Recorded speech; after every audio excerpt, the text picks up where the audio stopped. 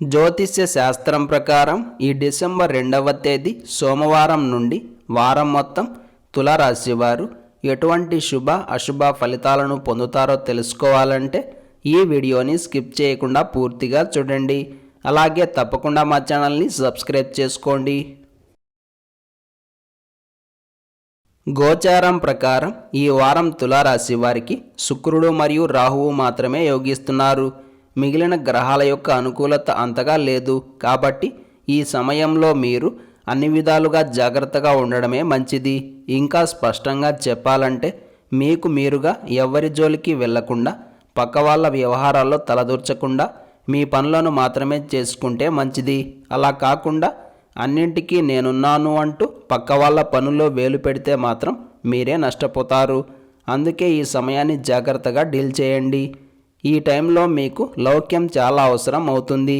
ఈ వారం పెట్టుబడులకు సంబంధించిన అంశాలను మరియు క్రయ విక్రయాల వ్యవహారాలను వాయిదాల వారీగా తీసుకెళ్ళండి.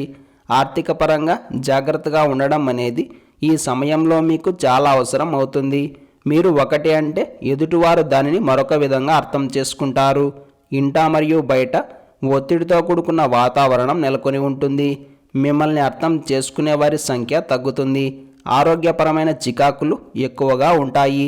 భార్యాభర్తల మధ్య విభేదాలు పెరుగుతాయి. రహస్య శత్రువులు ఉంటారు. కుట్రలు కుతంత్రాలను ఎదుర్కోవాల్సిన కాలం అవుతుంది. మొత్తం మీద తులారాశి వారు ఈ వారం రోజులు కూడా అనుభవం లేని రంగాల జోలికి వెళ్ళకపోవడమే మంచిది. ఈ వారంలో తులారాశి వారికి మంగళవారం మరియు బుధవారాలు మాత్రమే అనుకూలిస్తాయి. కాలభైరవ అష్టకాన్ని పారాయణం చేయండి. ఈ సోమవారం రోజు ఉన్నటువంటి దివ్యమైన తిథి పాడ్యమి, నక్షత్రం జ్యేష్ఠ నక్షత్రం. రాహుకాలం ఉదయం 7:30 నుండి 9 గంటల వరకు. యమగండం ఉదయం 10:30 నుండి 12 గంటల వరకు. అలాగే ఈ రోజు యొక్క శుభ సమయాలు మధ్యాహ్నం 3:40 నుండి 4:20 వరకు. సూర్యోదయం ఉదయం 6:12 సూర్యాస్తమయం సాయంత్రం 5:40. ఈ రోజు యొక్క పంచాంగం ప్రకారం కేవలం రోజువారీ సాధారణమైన పనులకు మాత్రమే కాలం అనుకూలంగా ఉంది. అలాగే ఈ రోజంతా శుభప్రదంగా సాగడానికి, అన్ని పనుల్లో విజయం సాధించడానికి ఈ సోమవారం రోజు శివాలయ దర్శనం చేసుకుని దినచర్యను ప్రారంభం చేయండి. కుదిరితే రుద్రాభిషేకాలు చేయించి తీర్థ ప్రసాదాలను స్వీకరించండి. ఇలా చేస్తే అంతా శుభమే కలుగుతుంది. మార్గశిర మాసం మొదటి రోజు అయిన ఈ సోమవారం రోజును పోలి పాడ్యమిగా చెబుతారు.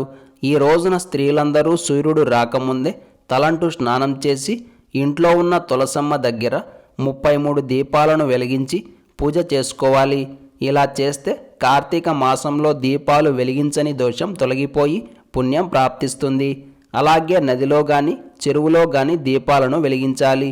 వీలు కుదరని వారు ఇత్తడి పళ్ళెం లాంటిది ఇంట్లోనే ఏర్పాటు చేసుకొని నిండుగా నీరు పోసి ఆ నీటిలో నెయ్యితో తడిపిన పువ్వొత్తులను అరటి దొప్పల్లో పెట్టి వెలిగించాలి. ఈ సోమవారం నుండి సాక్షాత్తు భగవంతుడి స్వరూపమైన మార్గశిర మాసం ప్రారంభమవుతుంది. ఈ మాసంలో బ్రాహ్మణులకు రాళ్ల ఉప్పును దానం చేస్తే విశేషమైన సౌభాగ్యం కలుగుతుంది. అలాగే ఎవరైతే ఈ మాసంలో శ్రీకృష్ణ పరమాత్మ యొక్క నామాలను జపిస్తారో వారికి వచ్చే ఫలితం అనంతంగా ఉంటుంది. తులసి దళాలతోటి ఈ మాసమంతా శ్రీకృష్ణుని పూజిస్తే మోక్షం లభిస్తుంది. ఈ మాసమంతా చన్నీటి స్నానం చేస్తే శ్రీమన్నారాయణుల అనుగ్రహం కలుగుతుంది. అలాగే ఈ నెల మొత్తం విష్ణు పూజలు చేసినా లేదా వీక్షించినా కూడా రాబోయే 7 జన్మల వరకు ఉత్తమ జన్మలు లభిస్తాయి. అలాగే మోక్షం కూడా కలుగుతుంది. ఒక్క కృష్ణుడు విష్ణువు అనే కాకుండా శివుడిని కానీ అమ్మవారిని కానీ ఇలా ఎవరినైనా కానీ నియమపూర్వకంగా ఈ మాసంలో ప్రతిరోజు పూజ మరియు ఆరాధన చేసినట్లయితే ముక్తి లభిస్తుంది. కాబట్టి మోక్షాన్ని కోరుకునే ఉత్తములంతా ఈ మార్గశిర మాసాన్ని వృధాగా పోనివ్వకండి. ఈ సోమవారం సాయంత్రం బాలచంద్ర దర్శనం చేసి కొత్త వస్త్రం యొక్క నూలుపోగును సమర్పించి మంగళ నీరాజనాలు ఇచ్చినట్లయితే మానసిక ప్రశాంతత కలుగుతుంది. ఇంట్లో ఐశ్వర్యం స్థిరంగా ఉంటుంది. ఇంతటి విలువైన సమాచారం ప్రతిరోజు మీకు చేరాలంటే ఇప్పుడే మా ఛానల్ని సబ్స్క్రైబ్ చేసుకోండి.